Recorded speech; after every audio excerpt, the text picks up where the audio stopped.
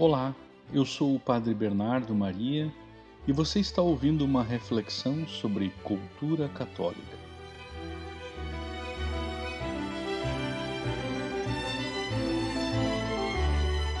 Hoje, dia 25 de setembro de 2022, o assunto é fazer silêncio e escutar. Santo Antão, monge que celebrizou-se por viver longos anos no deserto, fugiu das compulsões do mundo e agiu assim não por desdenhar das pessoas, mas para salvá-las. Desse modo, na solidão, em seu sentido de isolamento físico e não de sensação perturbadora, e por meio da solidão, não nos afastamos das pessoas. Ao contrário, nós nos aproximamos delas por meio de uma espécie de ministério compassivo. É muito importante percebermos que Antão terminou seus dias totalmente ligado a Deus. Só em Deus encontramos o descanso que procuramos. É, portanto, para a solidão que precisamos voltar, não sozinhos, mas com todos os que abraçamos por meio de nossa oração, praticando o silêncio e exercitando-nos nele. O silêncio é o caminho para transformar a solidão em realidade. Os monges do deserto o louvam como o caminho mais seguro para Deus. Arsênio, um educador romano que trocou posição e riqueza pela experiência cristã na solidão do deserto egípcio, certa vez disse: Muitas vezes me arrependi de ter falado, mas nunca de ter permanecido em silêncio. O silêncio é uma disciplina indispensável na vida espiritual. Desde que São Tiago, apóstolo, descreveu a língua como o mundo do mal e o controle da língua como o ato de colocar freio na boca dos cavalos, em sua carta no capítulo 3, os cristãos procuram praticar o silêncio como o caminho para o autodomínio. O silêncio é claramente uma disciplina necessária em muitas situações diferentes, no ensino e no aprendizado, na pregação e na liturgia, nas visitas e no aconselhamento. É uma disciplina muito concreta, prática e útil em todas as tarefas clericais. O silêncio é a solidão posta em ação. O mundo no Ocidente tem sido, nas últimas décadas, inundado por uma torrente de palavras. Somos cercados por elas onde quer que estejamos. E as ouvimos o tempo todo, murmuradas com suavidade, arremessadas em berros irritantes, mas também as vemos em discos, livros, muros e até sobrevoando no céu. O resultado disso é que a principal função da palavra, a comunicação, já quase não é percebida. Houve um tempo em que o ambiente óbvio para a educação teológica era o mosteiro. Ali as palavras nasciam do silêncio e levavam a pessoa a um silêncio mais profundo. Embora os mosteiros já não sejam os lugares mais frequentados para a educação teológica, o silêncio continua tão indispensável hoje quanto era no passado.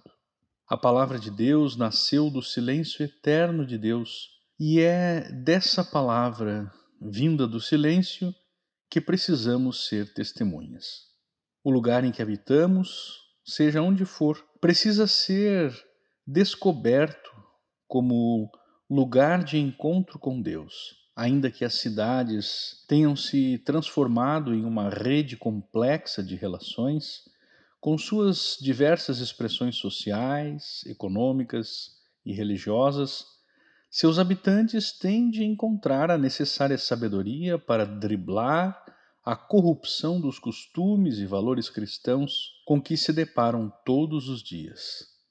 Afinal, nem todos têm a oportunidade de transladarem-se a lugares inabitados com a frequência que gostariam para exercitar o silêncio. Cremos que é possível encontrar, mesmo na vida urbana, momentos de deserto, silêncio pessoal, calmaria, refúgio e oração. Com um pouco de criatividade, a cidade pode ser sim um espaço sagrado, propício para cultivar a harmonia interior contra o caos e a perturbação. O silêncio, ainda que seja uma espécie de ilha no meio do mar de agitação que é o mundo moderno, torna-se graça divina quando nos proporciona a vitória sobre as tentações que o demônio nos apresenta como um bem aparente. O silêncio, vivido como escuta da voz de Deus, é um apelo à conversão, é uma experiência de discernimento vocacional que nos desinstala e questiona diante do mistério dos desígnios divinos.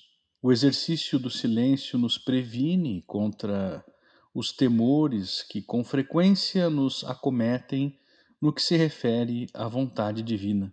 Quantas vezes em nossa vida tivemos um certo temor no trecho do Pai Nosso em que dizemos: seja feita a vossa vontade. Em tudo o que nos acontecer, precisamos, com liberdade de espírito, confiar sem reservas na vontade de Deus, conformando-nos totalmente com o querer divino, passando a viver livres e desprendidos dos excessivos cuidados e preocupações conosco mesmos. A espiritualidade católica mostra que, mais do que simplesmente calar, silenciar significa aprender a ouvir. Precisamos escutar o que há dentro de nós mesmos, a fim de que possamos encontrar, entre as cercas tão frágeis de nossa humanidade, o caminho que nos leva a Deus. Só assim seremos capazes de ouvir como convém a voz dos homens, que já não serão um vozerio disforme, uma multidão desordenada ou um troar de ondas que batem nas rochas da margem de uma praia. Viajemos a jornada para dentro de nós mesmos, ainda que pareça inicialmente um pouco assustadora e que nos traga cansaço. Como nos ensina Santo Agostinho, não é possível amar o que não conhecemos. Assim, torna-se imperioso ouvir o nosso interior, para conhecê-lo, e conhecendo-o, poder amá-lo, e amando a nós mesmos, cumprir o passo seguinte ditado por nosso Senhor: amar o próximo. Fazer silêncio e ouvir a Deus é uma atividade que tem uma qualidade quase de sonho.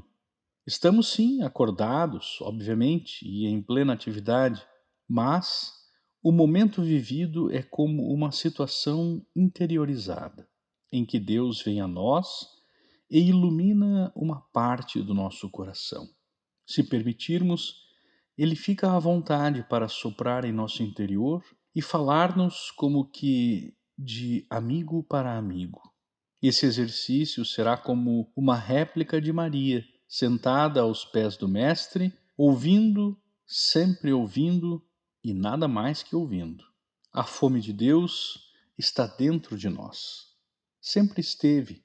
E a oração silenciosa vai se tornando como um incenso bíblico que sobe a Deus a partir do nosso coração. Num mundo em convulsão, como é o nosso, devemos nos convencer de que Deus nos preparou um tempo oportuno para abrir-nos ao Espírito Santo, para derreter o gelo que nos envolve e que impede que nossa alma se exponha ao agradável calor do amor divino. Caríssimos ouvintes, este podcast tem conexão com o próximo texto da minha coluna publicada na revista Esmeril. Convido todos vocês a lerem essa publicação no próximo dia 27 de setembro. Obrigado por terem me escutado. Demos glória ao Pai, e ao Filho e ao Espírito Santo, como era no princípio, agora e sempre. Amém. Deus abençoe vocês e salve Maria.